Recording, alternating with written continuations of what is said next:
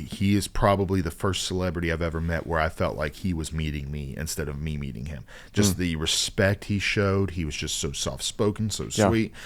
He kept calling me pastor. Like anytime he would reference me, he's like, "Thank you, pastor." Oh, yes, sir. I mean, just beyond kind. Wow. So tell me about Post Malone. You just mentioned Post Malone. Tell us that story. So Post is great. He's a very sweet man. This is a case of God doing crazy things. Now, you would maybe judge a book by its cover, saying he's filled with tats, all this stuff. Right. I think he's sponsored by Budweiser or something. I don't know. I've seen those commercials. Bud Light. You'd be like, he's never going to be interested, but go on, tell us. So I'd originally gone to Nashville to try to witness to Reese Witherspoon.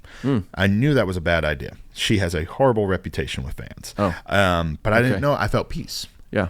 I text the same friend, and I was like, "Hey, am I going to see you tonight?" He said, "For Reese? You're out of your mind. I'm not rolling off the couch for that." And I was like, "Well, I'm rolling 4 hours into town for that."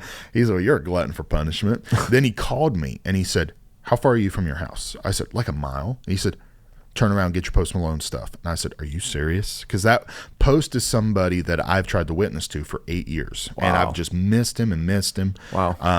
And I just knew. I was like, he seems like such a sweet soul. I see him being open to the gospel, just the way he is and some of the things he had said. And he said, "It's a hunch. It's not a guaranteed. It's a hunch. There's this event going on at the Grand Ole Opry. I think he's going to come in a day early to rehearse. So if I were you, I'd turn around and make sure you had your stuff with you." So I turn around and I grab everything. My office looks like a war zone, but I surprisingly know where everything is. So grabbed his Bible, grabbed his letter that literally the letter is dated like 2017 or 2018. And because I'm weird, I always put the year at the end of my signature. And got everything together, took off down the road. The event with Reese went exactly how I feared it would. She completely ignored going in, leaving. Her bodyguard got a flashlight and just kept like flashing it in mine and the two other people's eyes, waiting so that we couldn't even see her. And it was truly it was an obnoxious situation. And I had to battle my flesh that day because I'm just like, man, we just got treated like we were deer in the headlights. Yeah, like exactly. It made me mad. Sure. And so I'm in a bad mood. And I called my friend. I said, "Any word on Post?" Nothing. I said, "Forget it. I'm going home, man. I'll at least get home a somewhat decent hour." So I'm texting my best friend, "You want to play Call of Duty when I get home? I just need to unwind." And he was like, "Oh yeah, I had a couple. It wasn't an official school night. A couple of my youth kids, that play, they were like, 'Yeah, we'll jump on too.'" And I was like, just end the day decently at least. And then I get halfway home and I get a call from my friend. As soon as he started calling me, I was like, "Oh boy." He said, "How far are you?" I said, "Do I need to U-turn?" "Yes, you do." So I immediately start U-turning, and I was like, "Okay, so what's going on?" He said, "So I've got a friend who is a bouncer at a bar. He'll text me when he sees people come in. Post just walked in the bar." And I was like, all right, here we go. Yeah. And he gave me the address where to go, swore me the secrecy that I wouldn't tell anybody, and took off back down the road. And I was like, "Guys, Call of Duty ain't happening tonight." And so I got back to Nashville, and I said, "Did I miss him?" He said, "Oh, you're in for a long night. He's closing out this bar." And I was like, "Oh boy." So he didn't come out till about 4. We were parked across the street in our car. We could see his SUVs at like the back entrance. And our eyes were getting pretty heavy. But then as soon as you heard those SUV engines turn over, it was like a pure shot of adrenaline. We got out, and there were quite a few people waiting, which again, it is a weird, crazy autograph world. And this is at what time? 4 a.m. Oof. And we go sprinting towards that direction, and I see Post almost immediately, and I call out to him, "Hey, Post," and he goes, "Hey man, let me get a cigarette. I'll be right over." And I was like, "Oh, this is wonderful. He's going to come right over."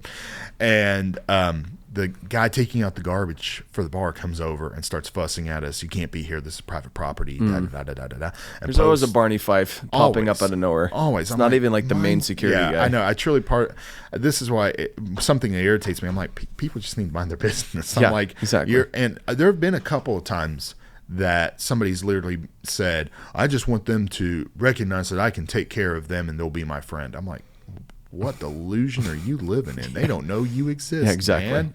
We live in a fantasy world. No, I had one time this guy this Barney Five, he threatened to pull the gun on me if I took a step further. Oh my goodness! Because it was James Taylor. It was another time I saw James, not the first time.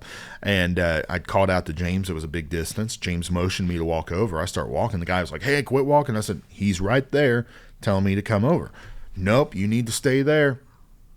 He's telling me to come over." And I'm trying to walk closer because James is just standing there. And I'm like, he's going to leave.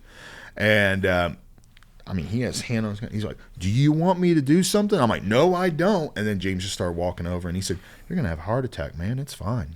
No big deal." So anyway, Post comes up to the garbage guy, and he says, "Hey, they're fine. I'm going to do my job, which is to take care of my fans. They're holding albums. They've given me money. They've supported me. The least I can do is sign my name and take some photos. That's part of my job. So I'm going to do my job. You do your job and take out the garbage." And I was like, man, that was cool. A burn right there. Yeah. He was so sweet. And all the people there, they know what I do. And they were like, they stood back and were like, "We're going to let you, whatever you want to say." People let you do that. And that's not the case every city. That's not the case every situation even.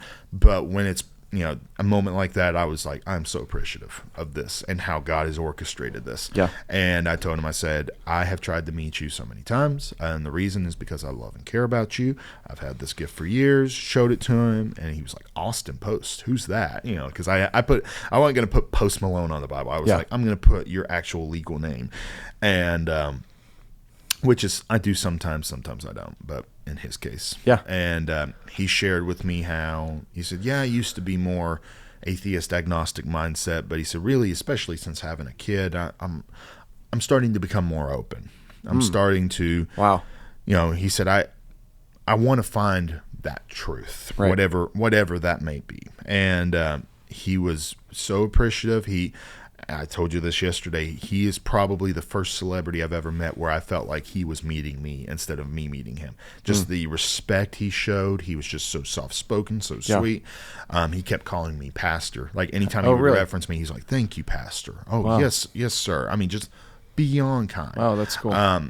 And then even as they were leaving, he stopped as they were leaving, and he was like, "Pastor, thank you so much again for this. This is so kind of you. Thank you." And I'm like, again, like you said, so many people judge a book by its cover, and I've seen people that look like Post Malone, live similar lifestyles to Post Malone, be more open than your clean-cut guy that works at an office down the street. Absolutely. You never know.